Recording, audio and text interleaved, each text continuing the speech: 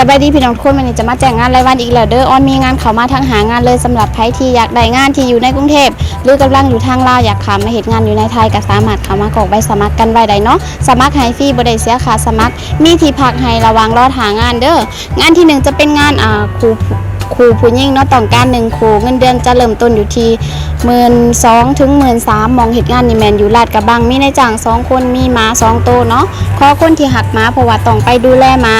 และงานที่2จะเป็นงานแม่บ้านทั่วไปเงินเดือนเริ่มต้นอยู่ที่ 12,000 บาทถึง 13,000 บาทมองเหตุงานนี่แมนอยู่พุทธมณฑลสาย4มีนายจ้างอยู่3คนมีหมา2ตัวเนาะหน้าที่ก็คือทำความสะอาดบ้านทั่วไปซักผ้ารีดผ้าเดือน1จะมีวันหยุดหาย4วันถ้าบ่หยุดแม่นได้โอทีวันละ500และงานที่3จะเป็นงานแม่บ้านไปเช้าเย็นกลับเงินเดือนเริ่มต้นอยู่ที่ 15,000 บาทมองเหตุงานนี่แมนอยู่บางนากม29เนาะมีนายจ้างอยู่5คนบ่มีสัตว์เลี้ยงเข้างาน 8:00 เลิกงาน 17:00 นาที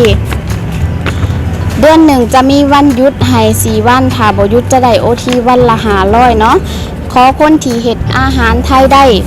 อันนี้คืองานที่3เนาะและงานที่4อาจจะเป็นงานดูแลผู้สูงอายุเงินเดือนเริ่มต้นอยู่ที่ 15,000 บาทถึง 18,000 บาทมองเฮ็ดงานนี่แม่นอยู่จังหวัดนครนายกมีนายจ้างอยู่3คนบ่มีสัตว์เลี้ยง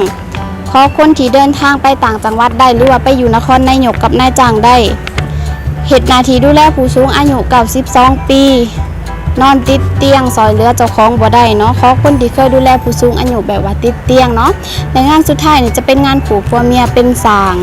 หรือว่าก่อสร้างหั่นล่ะเนาะต้องการผูกผัวเมียหรือว่าผู้ชายก็ได้ต้องการ3คนเนาะค่าแรงวันละ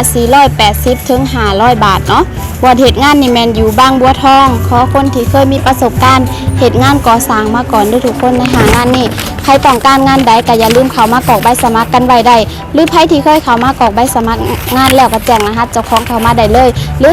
คนที่เข้าไปสมัครแล้วได้งานแล้วออกจากงานอยากมาสมัครใหม่ก็เข้ามาได้เลยเด้อสำหรับมื้อนี้จะฝากงานไว้สำนี้มื้อหน้าจะมาแจ้งงานอีกสำหรับมื้อนี้สบายดี